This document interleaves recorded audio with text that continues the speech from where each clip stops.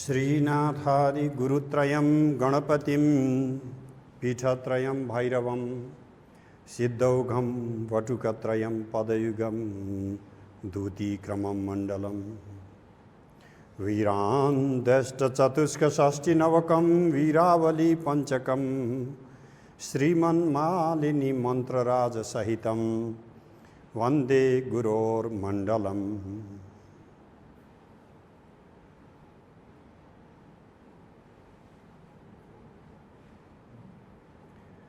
There are two things for us to realize in this lifetime. One is to realize what the world is. Another is to realize who am I. Everything we know about the world, all our relations, everything we enjoy or we feel sorrow and grief we suffer, everything we value or we get disillusion relates to the external world. All our excitements come in this combination of myself with the world. If you have white cloth and you wash it with some blue color cloth that leaks color, and your white cloth will have some blue color. Our self, free from stains of any form, being mixed in these dreams and illusions and hallucinations that never end, we have found ourselves mixed and colored. If you do not believe me, just for experiment, find one guy who does politics and spend 1 month with him every day though. Go wherever he goes to drink and to brothels and everywhere. And you will realize that all your purities are gone. You start seeing the world through his eyes. That is how fragile we are. We change based on our company. Lord Buddha therefore said, he is a Kalyana Mitra. Guru is a modern day phenomenon. All these people say they are the big Guru, they can liberate you in a minute, you don't have to do anything. Buddha never said he can liberate anybody without their own hard and arduous effort. And Buddha did not ever claim himself to be a guru. He only said, I am your Kalyana Mitra. I am your friend who wants your welfare. Kalyana is welfare, who seeks good for you. In our life, therefore, gurus are there and we need to learn to respect them. I am not denying their presence. But Kalyana Mitra is your companion. Kalyana Mitra is the one you wake up with or sleep and you have the most interaction with, and that Kalyana Mitra makes you who you are. That Kalyana Mitra has created who you are today. So this world is our Kalyana Mitra, a friend We have thought that the world is a fundamental disease and the world is only trying to trap us. That is one philosophy. Another philosophy is there, that the world is not a problem, my only confusion is the problem. It is like I want to go to America and I blame my bicycle for not taking me there. That means my expectations that my bicycle will help me get to America is a problem. Bicycle is not a problem. If you do not like spicy food, do not eat chili. Chili is not the problem. Your confusion that eating chili, you can substitute it for chocolate. Your ignorance is the problem. The world is not the problem. Your misconception of what to expect from the world is the problem. You want milk, serve a cow, not a bull, and you expecting milk from a bull is a problem. The bull itself is not a problem. What Tantra is saying is simply that people are trying to milk a bull and that is a problem. Bull is not the problem. The world is not a problem. You want to feel miserable in the world, be miserable. We cannot help you. But you can be happy in the world, and being happy does not mean that you are compromising your spiritual progress. You can fully enjoy in the world and still be liberated. That is been such a taboo in the culture for the last 2000 years that pandits and priests from every culture are blaming us, starting from the Buddhist and the Shankara Advaita monks. How dare you say the world is not a problem? Because it is not a problem. Even when people say death is a problem, old age is a problem, they have not found a solution to these problems. You can take it as a problem or you can accept it as a fact and then see what you can do in spite of death and old age.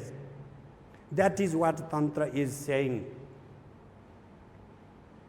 So in this mixation and confusion, we have two things. One is the I, another is this or that, whatever we say.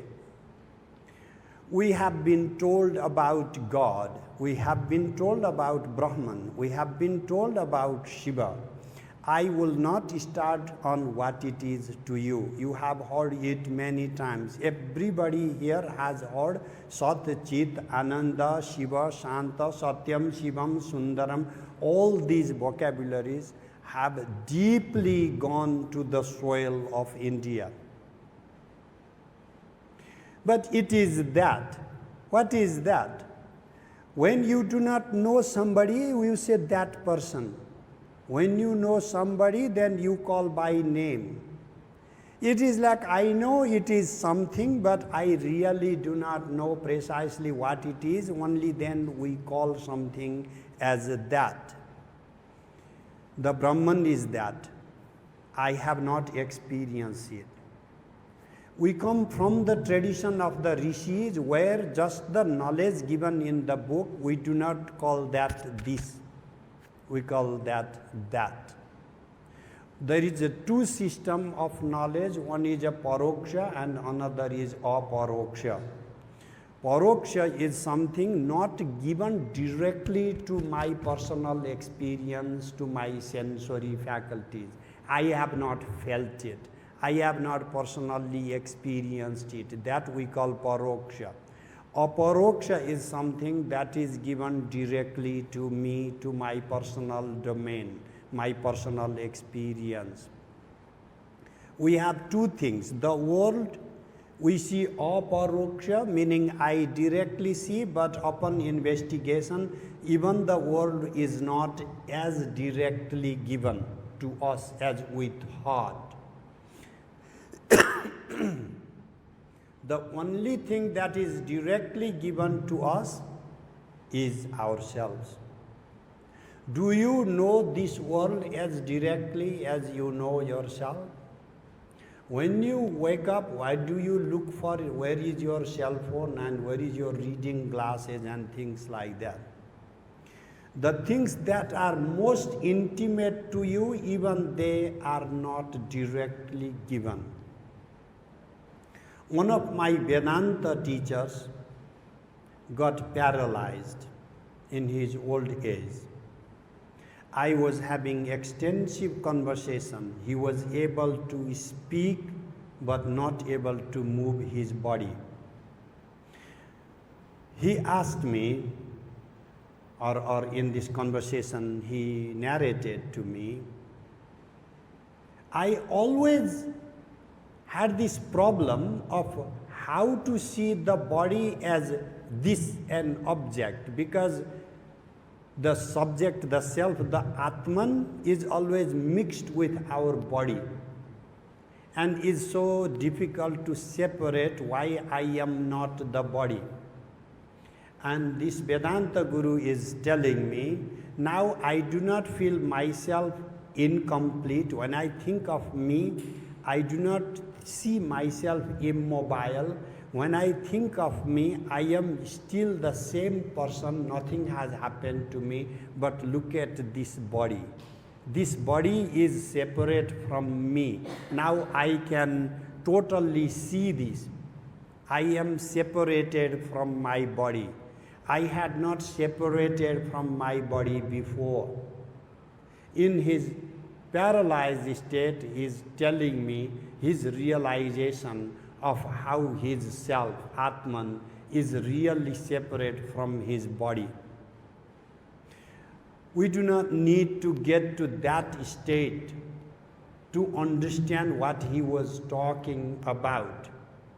Because if you lose your toe, you are still a full, complete person. One of my relatives had so many physical problems and he had lost all his limbs. He was part in some war also. And when he died, before he died, he didn't have hands and legs. But he is not half a man.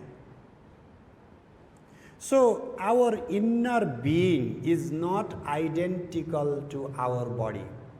Our personality is not just about our body.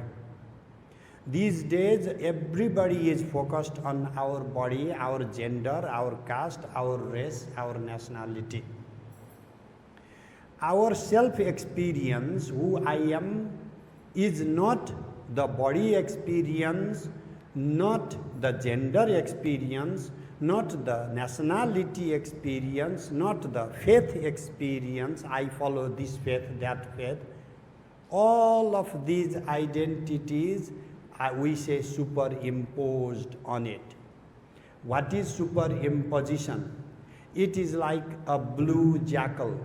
In the Panchatantra book, there is a story of a jackal jumping into a big pot of dye, like a color, and comes out blue. And you can have a blue jackal, but blue jackal is not real. It's just the jackal getting blue color. So we are not all of these different colors, but we have jumped into all of these things and have lost our real identity and have found ourselves colored like that. So then, what is the shortest formula to talk about I and then about that? In every single culture you go, that, the God, the Brahman, the Shiva is the totality. It is not finite. No matter what language we speak in, what words we attribute it to, it is incomplete. Because we have no language that is sufficient to describe the totality and the infinity.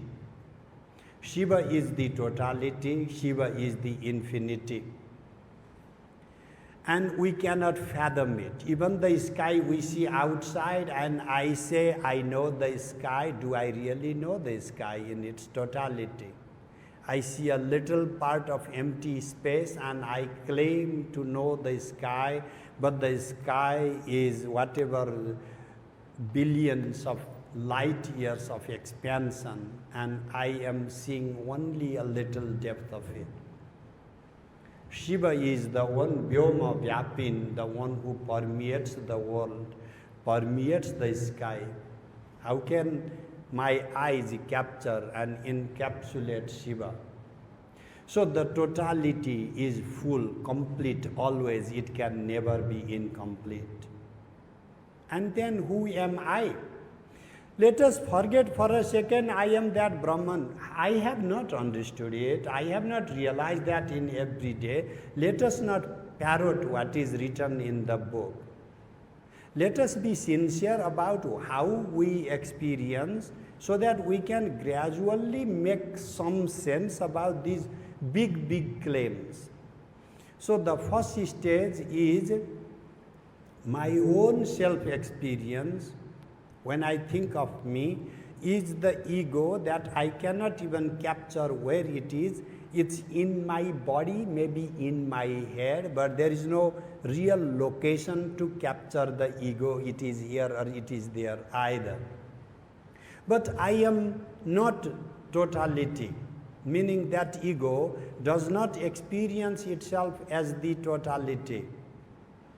And what that infinitesimal ego does is it gives me the sense of separation and sense of incompleteness. Where does this sense of separation begin? From the biological perspective, it begins from the womb of the mother. As soon as I was born, I saw my mother. My mother became my object of perception. Before I was born, I and the mother were the same, single unit. Now I am separated. I am incomplete now. The world first, before we have language, before we experience the world as outside, the world appears to our consciousness as singular to I am. There is no splitting between I and this. A child by birth does not have the language of I am and this is. I and that are not split apart. There is a non-dual experience, and there comes the mom, and there comes daddy, and there comes Dougie, and everything else. Slowly we acquaint ourselves to the other, the outside. And the Upanishad says, Dvitiyad vai bhayam bhavati, and the child gets mortified. The others are scary because they are unknown. Everybody unknown is scary. You may not be scared with me for your life, but you will be always wary about your own self-interest. That is always the case with the other. Dvitiya is the other. Always gives fear. When you have no fear on some regards, whatever, that is when you stop seeing that person as the other. Non-duality is not just some book philosophy. It can be brought to everyday experience. What is the problem if I am finite? The problem is incompleteness. Forget, please, for 1 second all these big philosophies, because I want to have a heart-to-heart conversation. Everything you have achieved in life is stemming from your sense of incompleteness. Everything you do makes you feel complete a little bit more, one piece at a time. When you help somebody, or sometimes when you hurt somebody, all these, either in a realized proper sense or a confused sense, All of these are coming because we are seeking to be full. We are seeking to be complete. And everything we are doing is stemming from the sense of incompleteness. Why am I incomplete? From the Agama perspective, I will just take a few minutes in that and we can go to Q&A. So, why do I feel incomplete? Because I have a limitation. These limitations are called pasha. Other word for pasha is rope or snares. We are ensnared by pashas. What are these fundamental pashas? The first is raga, our attachment. The second is dvesa, our aversion, hatred. And the third is moha, our confusion, our delusion, our ignorance. So, these three things of raga, dvesha and moha have permanently confined us, and like a silkworm, we are in our own cocoon, shrinking every day and dying inside our own fantasy cocoon. So, how can we free ourselves from these raga, dvesha and moha? And you see how secular these ideas are.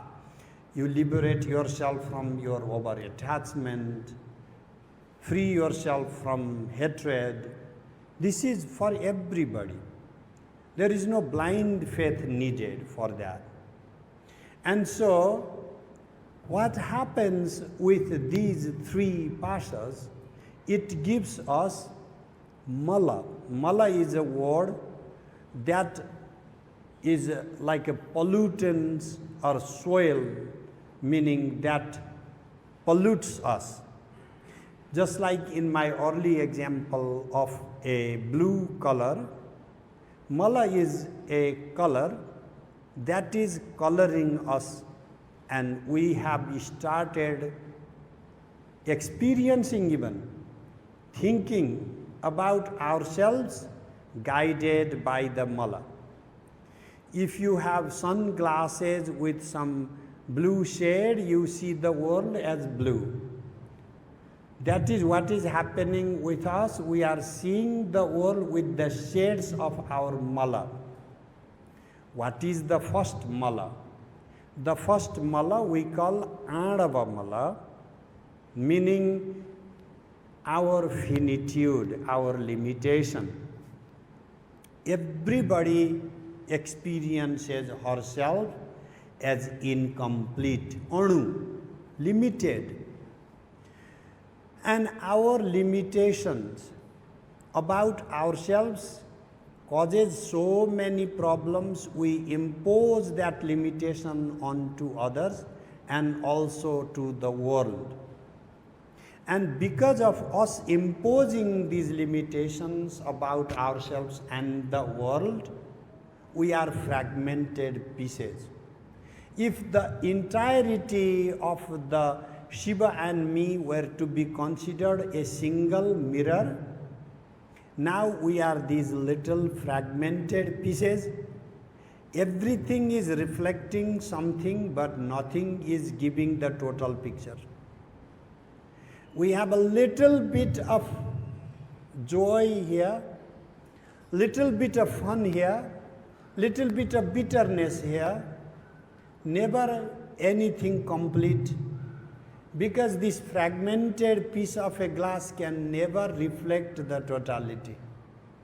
We have these distorted and fragmented pieces of reflection, and we are assuming we know the world based on these fragmented pieces of perception and never complete. And therefore we can never be really happy. It felt like getting a job would be a good experience. It was like getting a ghost, like Lord Shiva, one time give the blessing to this Bhasmasura. And the Bhasmasura could touch anybody and turn into ashes. And jobs are like Bhasmasura. As long as you do not have it, they are your devotees. Once they have it, they come to touch on your head and turn you into ashes. So is the family and the wealth and every single thing. I'm not saying don't have it, only that our expectation that this will make me complete, I will feel fulfilled, that is just never going to happen. That is what is called anava, anumala. The second defilement we have is called maya mala or maya. Limitations. Maya is not just illusion. Mati parichinnati iti maya. What is maya? Maya is that what limits us, delimits us. We start having some conversation and some smallness into you kicks in and then you cannot go that far. What is causing that fragmentation? Maya. We love each other so much, but when it comes to merging our egos, we cannot go that far. What keeps us separated? Maya. Our friends and families are around us, but their pain is not always my pain. Why? Because of Maya. Sometimes others' pain become your pain. That is when the veil of separation is removed. Sometimes I had a feeling that the loved ones, like my mother, could immediately feel my pain as her own pain. If you are mother and if you have felt that way, then you can be the judge to that experience. Sometimes the veil cuts through and we directly connect to another person. My Guruji, Vishuddhananda Paramahamsa Khaptar Baba, had cut through this veil, and for hundreds of times, he, with his grace, he never liked to do display of siddhis or anything, but because of his kindness and because of my inquisitiveness and never trying to believe in things without coming to experience, he let me see that he could read every question from my head without me using language.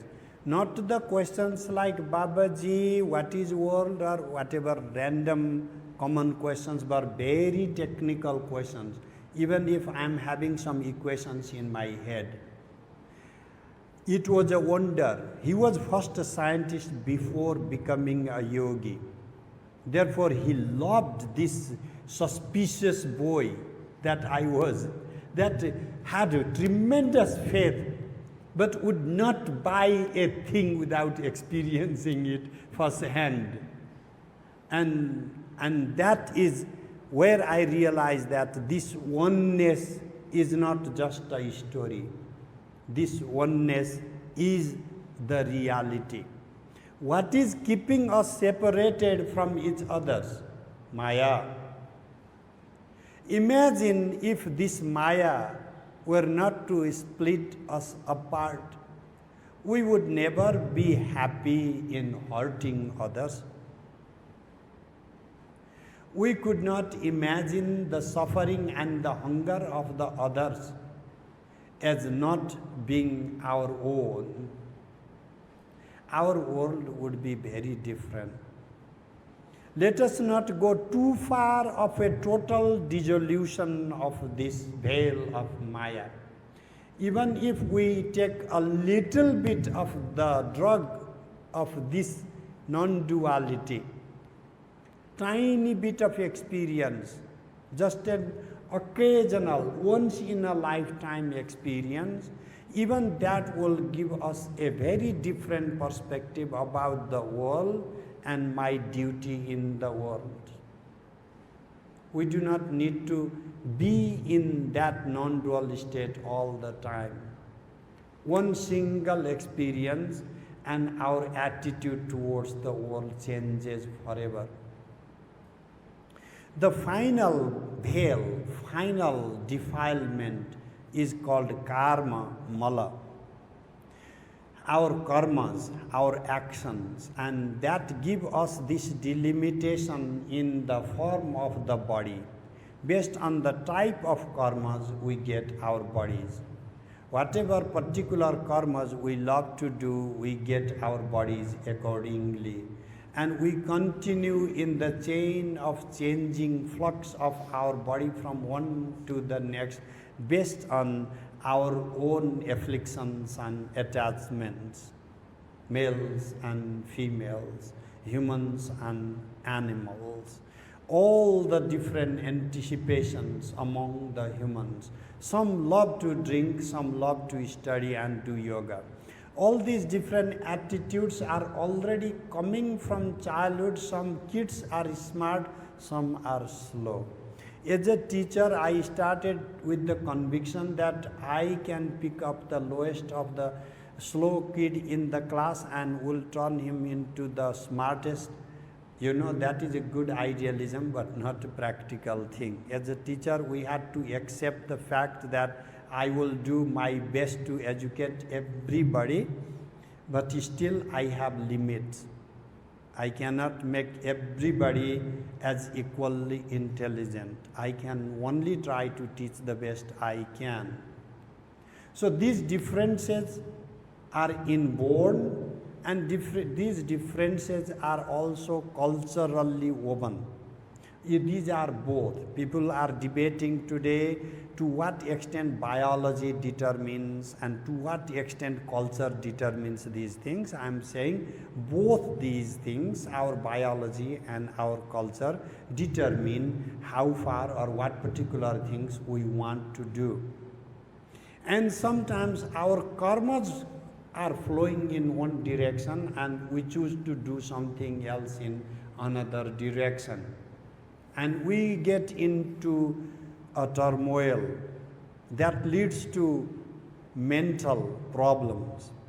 A friend of mine, almost 15 years ago, we were taking a walk in Los Angeles Park, said, I have lived a wrong life. What do you mean? I was never meant to be a computer engineer, my father said, and I never questioned it. I joined the classes and now I am a good software engineer and a successful one. But when I think deeply of my life, this never was my life. My father wanted to be the engineer, could not become. My father wanted to earn money and could never. And everything I have lived for is the life that my father wanted for himself, not my life. So, after that conversation, in a few months, he decided to go take some counseling jobs, and he is now a counselor and goes counseling in some jails for inmates, and he gets tremendous satisfaction. And he says that with deep reflection, I realized that this is closest to what I should be doing, because this gives me fullness, this makes me complete. The thing I was doing never made me complete. So we are programming our kids today not to fulfill their destiny, but to fulfill our own incomplacencies. We have ignored the programming beneath their birth and beneath their karmic cycles. And even for them to realize what is their programming, they do not know. Our kids today think that they are doing what they are ought to do as soon as they do not listen to their parents. They think that they are doing what they wanted to do. They are only doing what their boyfriends or girlfriends want from them, or what their teachers and their community want from them. They are confused as usual. We need this mechanism to help them go deep to the soul searching, this searching for who I am and what is my deeper programming and what is the particular limited program for this particular life span within which I am ought to achieve something. I am ought to actualize something. And that is where we have to focus in the trajectory of our life. Who am I? I am that totality. But why am I not experiencing this? Because I have fragmented myself. I have chosen to be separated from you. I have chosen to be separated from the world. And as long as I choose to be separated from you, I cannot feel your pain, neither will I feel your pleasure.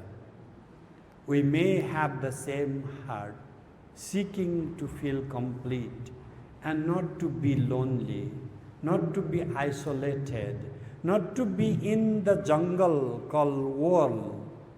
But this identity, this unity, this oneness, this Shiva consciousness is possible only when we free ourselves from these veils of limitation, the veil of Maya, the veil of our karma. What is the method there? Is there a way out? And that is where in Tantras we combine all these efforts we call Shambhava Upaya, the cultivation of the willpower.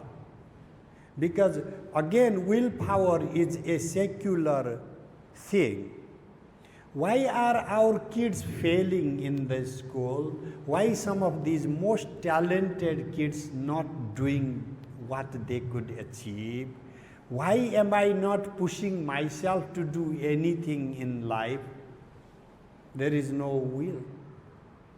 How to cultivate the will? Every other discipline teaches you only after you have the will. Tantra teaches you how to cultivate the willpower itself, how to channelize the will to a proper direction, because this will is volatile and contagious and dangerous. We pick up others' wills more easily than to recognize our own programming of the will. So the first, with the Shambhava Upaya, we cultivate the will. And there is the second Shakta Upaya, and that we cultivate our knowledge, process of our consciousness. How can we cognize object and cognize ourselves? And we recognize for the first time by means of the Shakta Upaya the mechanisms through which the world appears as different and the world is again the same one. I know you have shared your precious moment of your Saturday morning. If you go listen to a singer, he will sing. You go check the sports, he will play. All I can do is share these few words. That is all I know. And I hope you are ready to spend this morning for these gossips and conversations.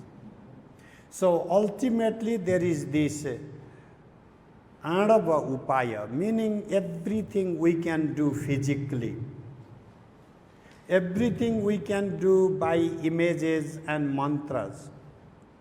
So rather than thinking that we already know what all these tantras are about, I am begging you today to not go to all the market things that are sold, but the actual agamas. And I'm not saying listen to me. I am only saying read those books that are the original.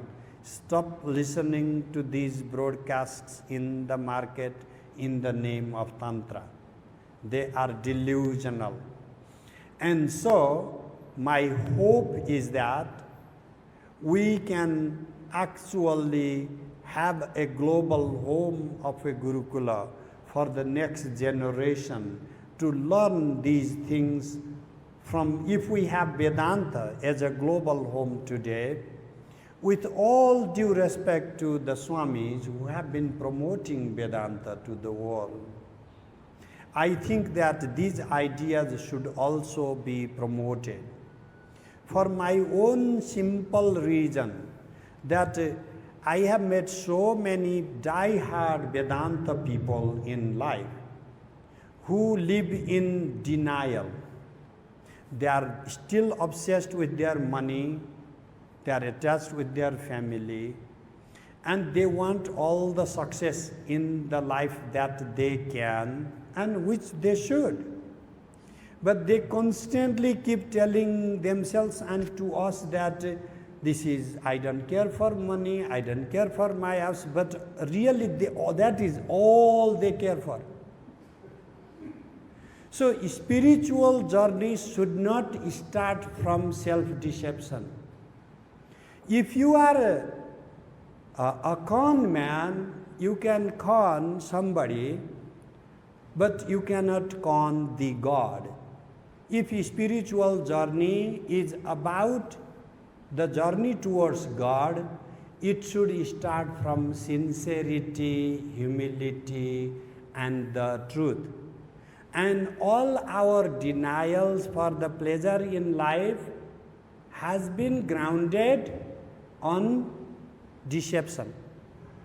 Either we are deceiving others, we are also, or just deceiving ourselves.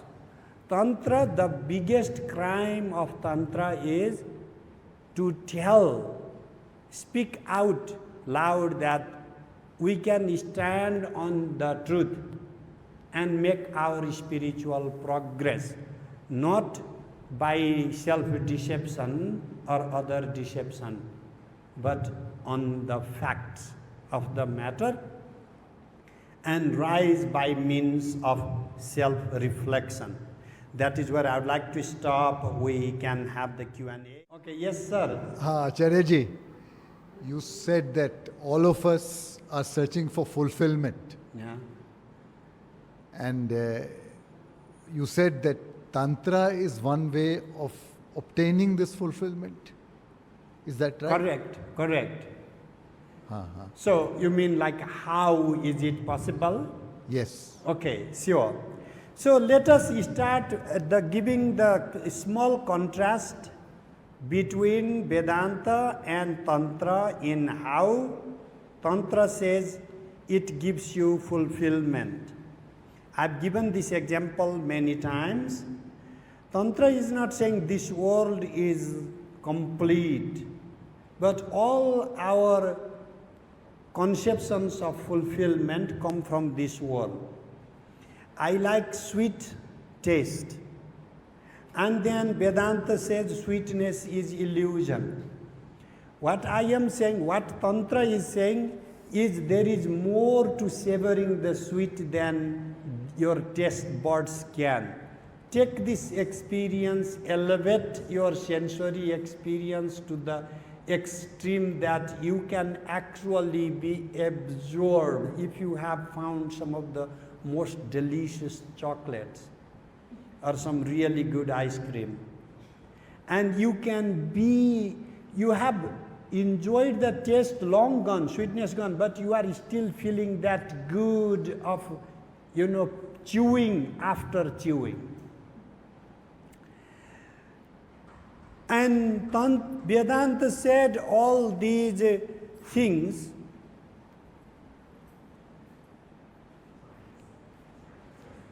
like being in love. Particularly, let us touch the taboo. of sex. This is bad. You talk to Swamis, they say, hermetism is the only way to reach God. Because it is illusion, Maya, it is binding. What Tantra is not saying is then just the opposite, and you therefore can be liberated only by sex. That is not what Tantra is saying. But what Tantra is saying, Osho Rajneesh actually got a little bit of it. He went little extreme and little crazy. That is what happens when you become so famous. But the starting point was, you can use that experience as the starting point of your inner joy that goes beyond the body. You can be, just by even breathing, the joy, the experience of the rise of Kundalini can be so overwhelming that the blissful experience your body cannot even contain. I have been knocked unconscious, which you can call asampragnata samadhi. It's just the language difference. Meaning not know anything other than being immersed into this singular blissful state, not of something. That something goes away. Something starts the process. But that something goes away, only the experience endures. Like I say something mean to you, you forget the words, but the bitter feeling remains. It is like an aftertaste. So Tantra's way of giving you fullness is not by throwing the cup saying it's just illusion. Drink it. I'm not talking about liquor, I'm talking about the world. Drink it. And it will not give you fullness by just drinking. But that experience is the beginning. Take this deeper. Meditate into it. Remove the object. Be in that mode of joy.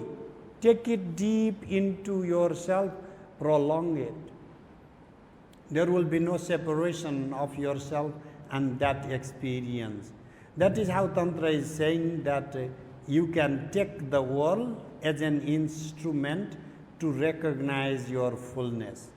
So there is no need to be world denying, and it is not that then you are only interested in the world affairs either. It is the both. Thank you.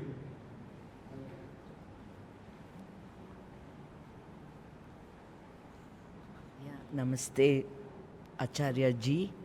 I just wanted to know, you said, I am that.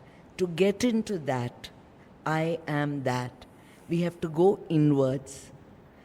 So are there any tools to go inward? Can you just speak on that? Okay. What are the instruments for us to go inward? I did not elaborate on it because I was taking too much time, and also I was worried I may dive deep into technicalities. I just therefore only touched there are these upayas. Upaya means instruments. And in Tantras we have these three tools, three instruments. One we call Shambhava Upaya. Shambhava Upaya is basically like the study of Vedanta.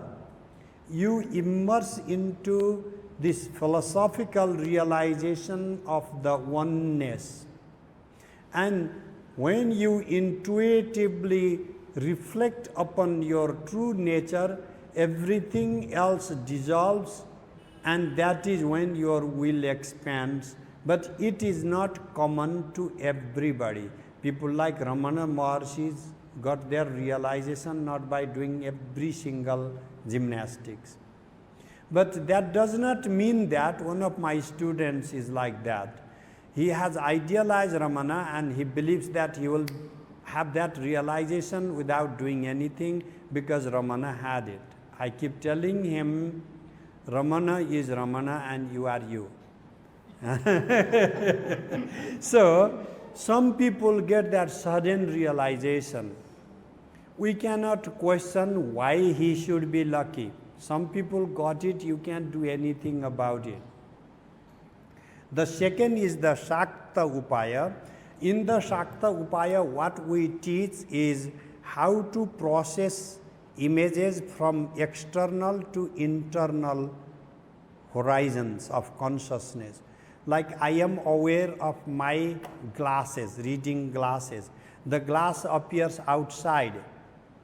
And then there is my consciousness of the glass, and I can dissolve it into my own eye consciousness, and that is a process, 12 stage, we call that Kali. It's not about some black looking, some fangs and tongue goddess. Kali is a process of refining our thought from the object to the subject.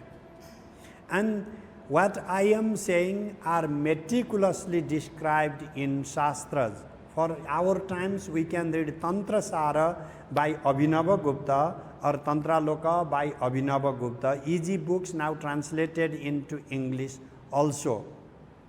And then the final effort is Andava Upaya, meaning that is when we teach mantras, we teach mandalas, we give the image of the deity one after the other. We teach them how to focus. We teach them how to engage on rituals.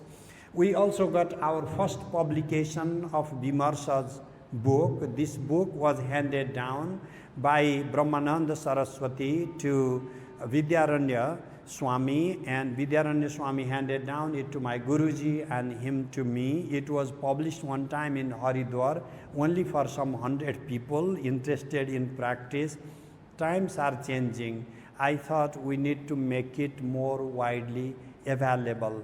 So it is not fully translated. I have just changed instruction lines from Hindi to English, but I'm making it available for anybody who wants to learn these mandala practices. And so there are many of practices like these that are called Anava Upaya. For that we start from something called Diksha, initiation. So I do not randomly teach mantras. That is not traditionally done. People do not pick up mantras from Google. That is not traditionally done. So what I do, anybody interested, before online I was not accepting, but when I started this online platform, I also started teaching online. There is no charge, but online teaching. And I was myself skeptical, because I have to be very honest with you. I was myself skeptical, does it even work? And what happened was I came to India and met these students whom I had only taught online. And later, I also went to Brazil and met these students who had converted from Catholicism to these Shaiva Shakta practices that I was giving.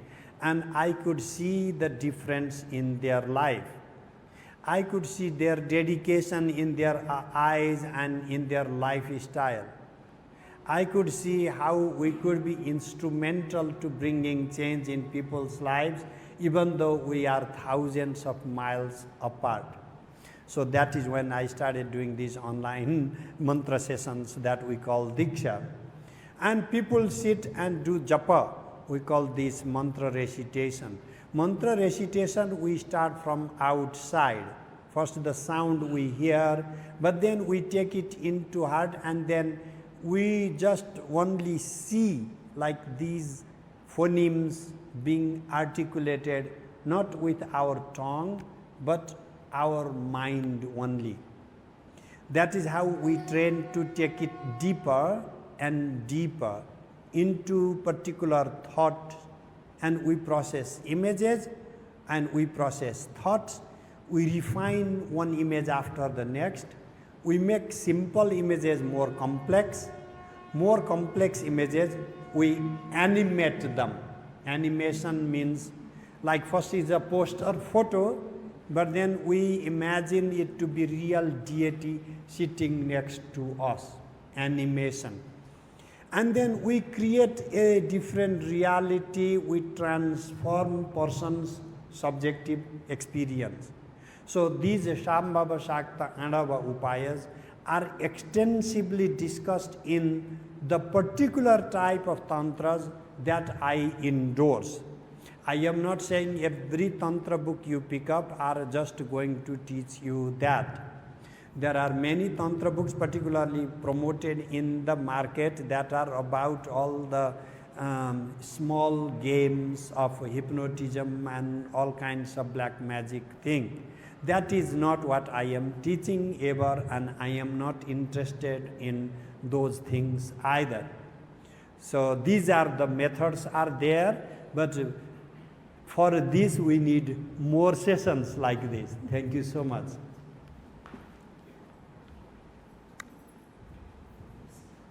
So, yeah, please. Yeah, Pranam. We are, attached to, people, we are, attached to, objects, animals, maybe substance as well. On the one hand, it gives us a lot of, happiness or joy, pleasure when we get, attached to these things. But on the other hand, it gives us a lot of unhappiness and, misery as well. When these things are not there.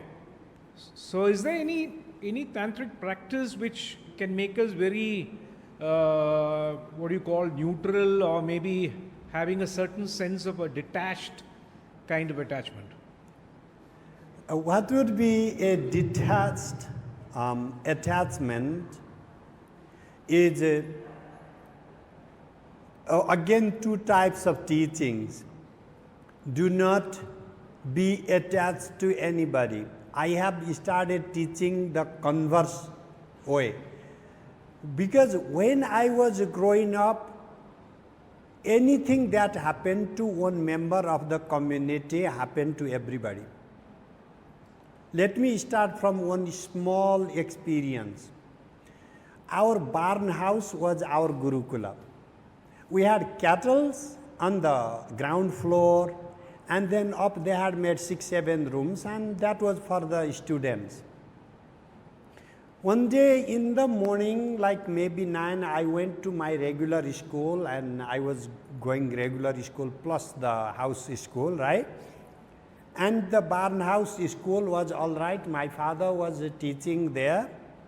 In the evening, I came and there were just some stumps left. Everything had burned down. Fire had consumed the entire school.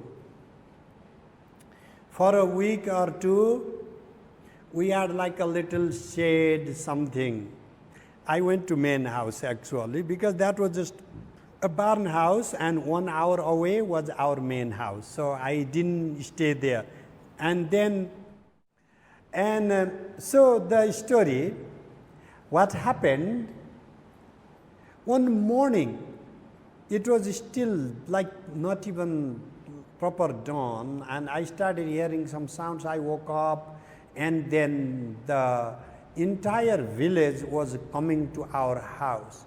There were like 4 dozen kids.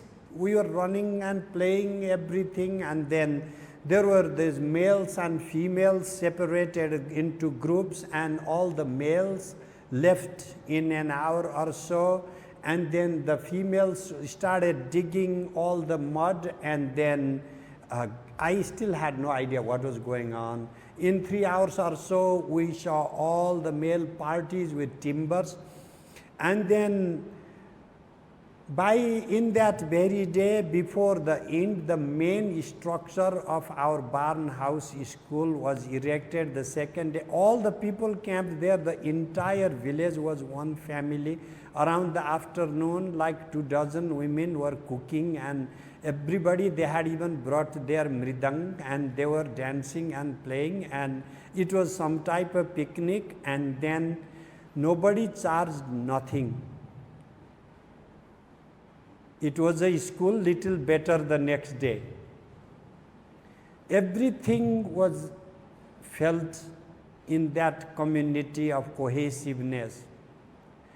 And then now today, parents are unknown strangers, children are unknown strangers, siblings are unknown strangers.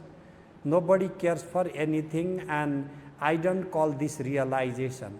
There is no Vedanta happening in this complete isolation. So on one hand, coming to your point, sir, this isolation is not some spiritual growth. On the other hand, there is an absolute obsession and completely unrealistic expectations from each other. That is when problems begin. It is just like again the bull and the cow story. That our problems in our family, in our personal relations are obligation based. We start from love and we culminate in compulsions and obligations. If we had first the initial love making was a pure joy of love and freedom, we turn that into some type of compulsion, obligation, duty, and that is when we ruin the real relation. And we are not in that non-dual state. So when would we feel the joy would be, we would recognize why it is happening, what is happening, why we are fragmented, and why we need to seek pleasure in one way or the other. That realization would not lead us to obsession, because our relations are not a problem. Our obsession, psychosis is the problem. And we have confused psychosis with relations. Our love is not a problem. That is the most beautiful thing we have. But the way we have used this love to blackmail our partners is the problem.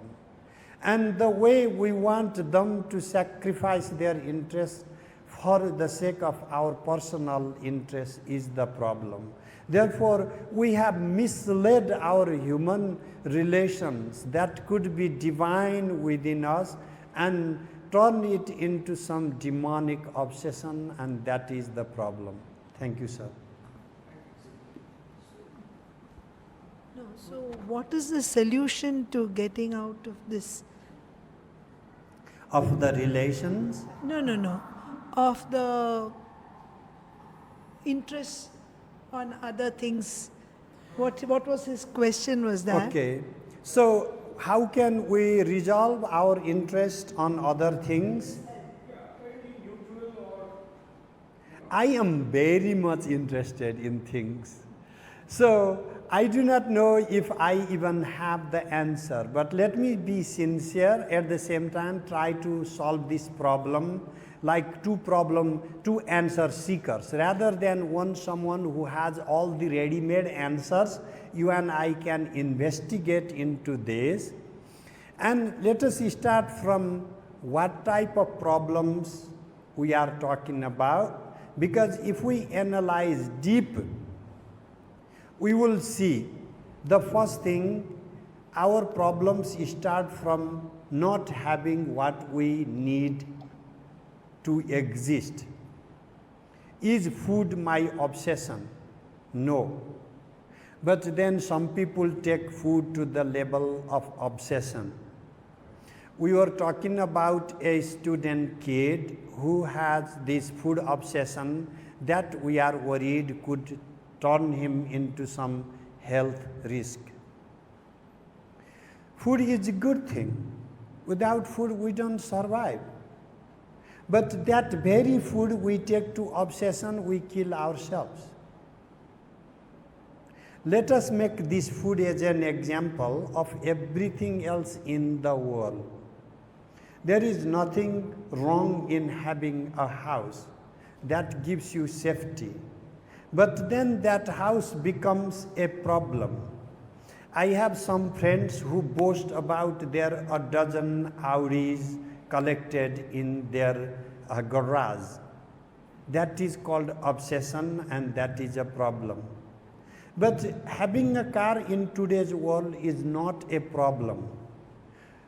So these are the context-oriented thing rather than object-oriented thing. The object is not a problem, but the context in which the object is used could be a problem. Sexuality is not a problem. Our obsession to sexuality that takes us to some extreme forms of practices is the problem. So therefore, objects, the world is not a problem. The world is not a disease. The way we interact in the world is a problem. So how to cultivate it carefully? How to walk through the razor edge carefully? If we get some bruises, we are extremely lucky. If we get some cuts, that is normal. Just don't die. Because the world is walking through the needles and we are pricked a little bit and then we say the world is such a bad place. It's full of needles, but this is what we have, and eventually we will be okay with it. Some animals train themselves to chew on thorns like camels. That is not for humans to eat. But thorns are not the problem. Our tongue is not built that way. We are not biologically programmed to chew on thorns. Our body has limitations, and when we see some camels chewing on thorns and we also want to chew on thorns and we cannot, and we blame the world. That is the problem. Thank you.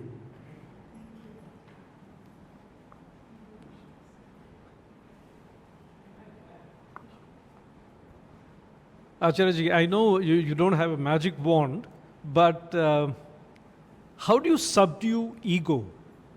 You did talk about ego earlier, but is there any, tools or, approach to subdue it? Yeah, at least different disciplines have different ways to address the ego. In Tantras, what we use, we do not tell them to erase their ego. Buddha said ego is the fundamental problem, therefore anatta, there is no self. And in Hindi, there is a proverb, na rahe baans na baje bansuri, meaning cut out all the bamboos and you don't hear your neighbors playing some flute, because there were no bamboos. They used to make the flute out of bamboos. They didn't think about metal flute then. But the idea is that if you eliminate yourself, then there would be no problem. But we are not using that approach. What we are saying is smallness is the problem. This poverty of I am is the problem. The more I expand on my I amness, the better I can relate with others. The more I meditate on myself as a Shiva, this small ego feels so ridiculous that I would be embarrassed to determine you and separate you from myself. And this ego that is so much willing to project itself as a guru, as an enlightened being, and everything bullshit out there is so embarrassed to present itself as any higher person than yourself, and that Jwara Iva Madho Me Vyapagata. This is one Bhartrihari. He describes in the first line of this Niti Shataka that first, when I read something, I realized I am the wisest person in town. And I was so drunken on my ego that I thought everybody is ignorant. And when I started going to company with some wise people and started realizing from them, my delusion, like a big fever, just went away. So this Bhartrihari is first verse in Niti Shataka. So this is a drunkenness of I am, this ego is realized, or I am king, all these by separation, not by completion, by fragmentation. Rather than erasing it, we say expand it, connect it with others. You can start with the person you love the most and see how herself or himself is not very different from you. And then this bodily separation dissolves. This ego separation falters. And we start experiencing others' joy as your joy. If you have kids, I raised kids. I had to have kids to realize how I could sleep hungry and be still so happy to make them happy. Because when you are able to enjoy others' pleasure, that is one stage deeper than your personal pleasure. I have people here in this group who have selflessly served in many places like hospitals. Their pleasure is very different than you yourself enjoying your personal life.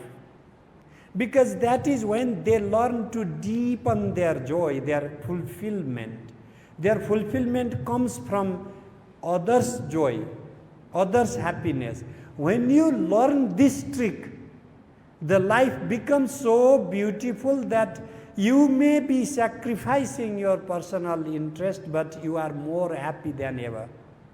That is by expansion of yourself, not by erasure of yourself. Thank you so much. Beautiful question and a lovely answer. Thank you. Can I ask you just one more? Could you give that? You were talking about talking to the youngsters when you speak to them in New York, right? The college students and so on.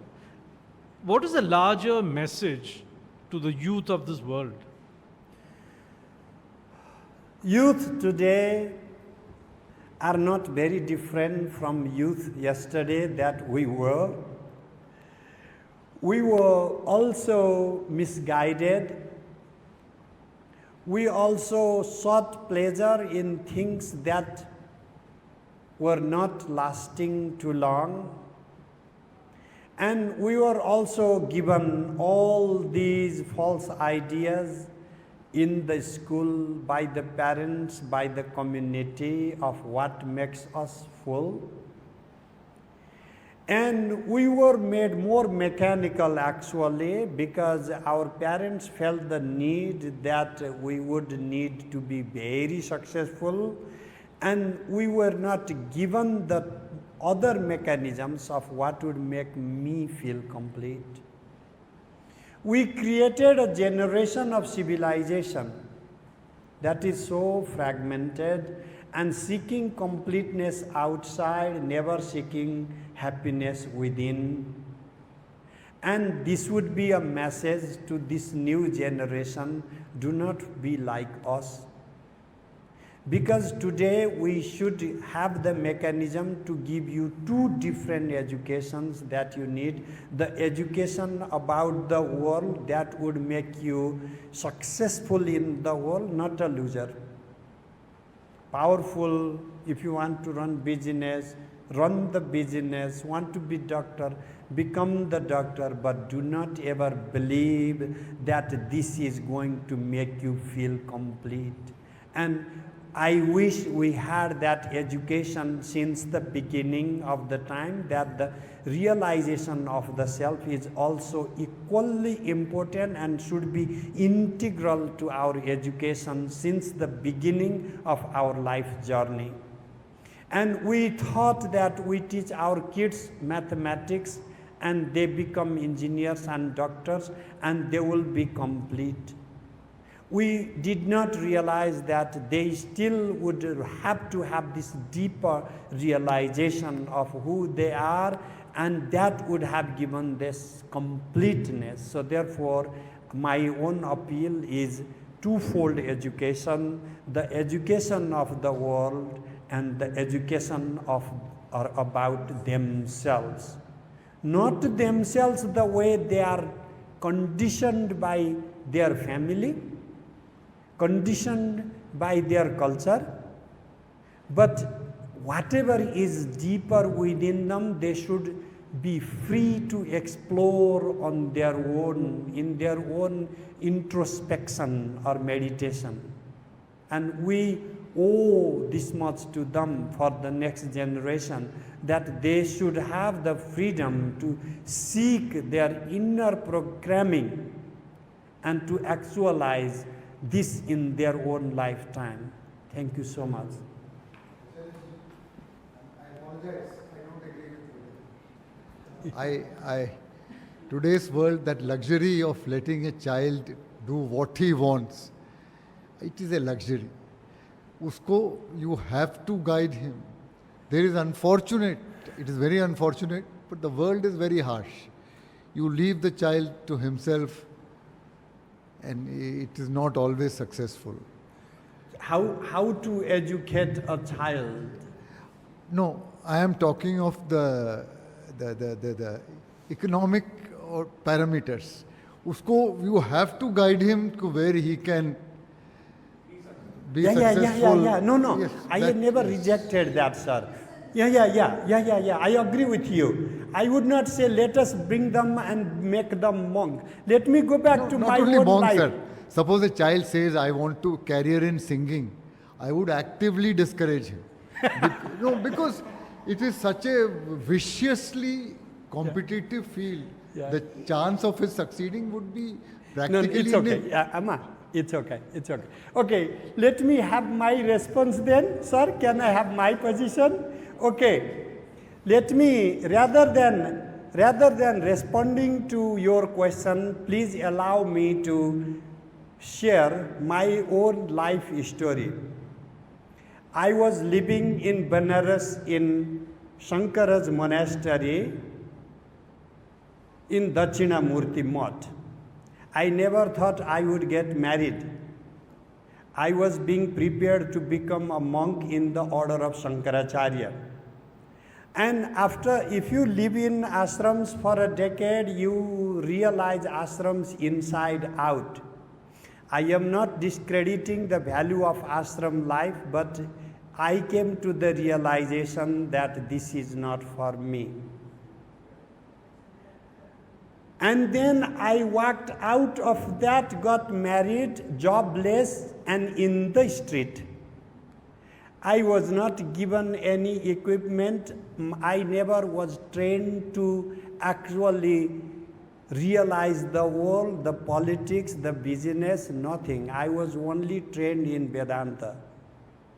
And honest to goodness, I came 1200 years in real world back, forward in time. I lived till that time, maybe around 8th century's reality.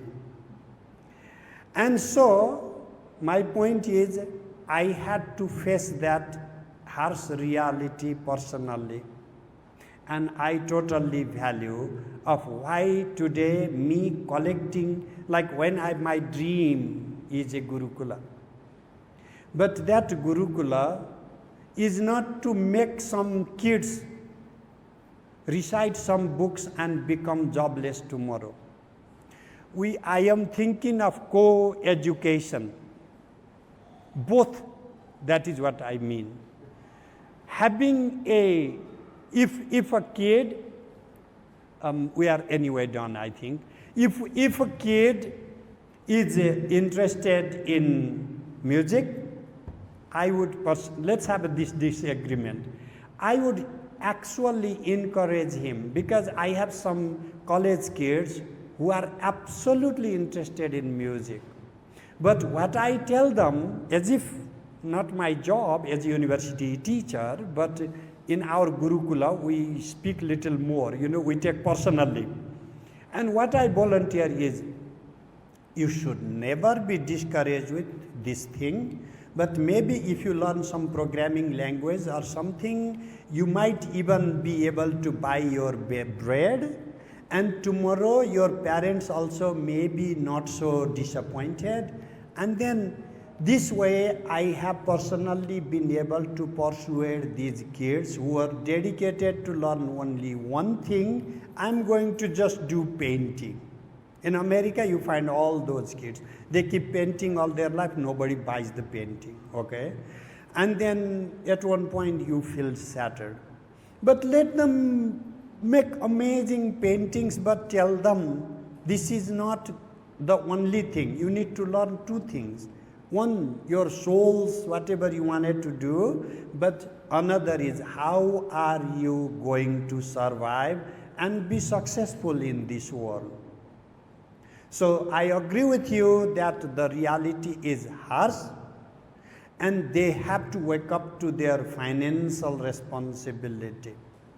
I educated my kids to philosophy first, and they say I will just spend my life with social service. I immediately saw, oh, this is not going to work out. And I had to encourage them, and then now they are software engineers.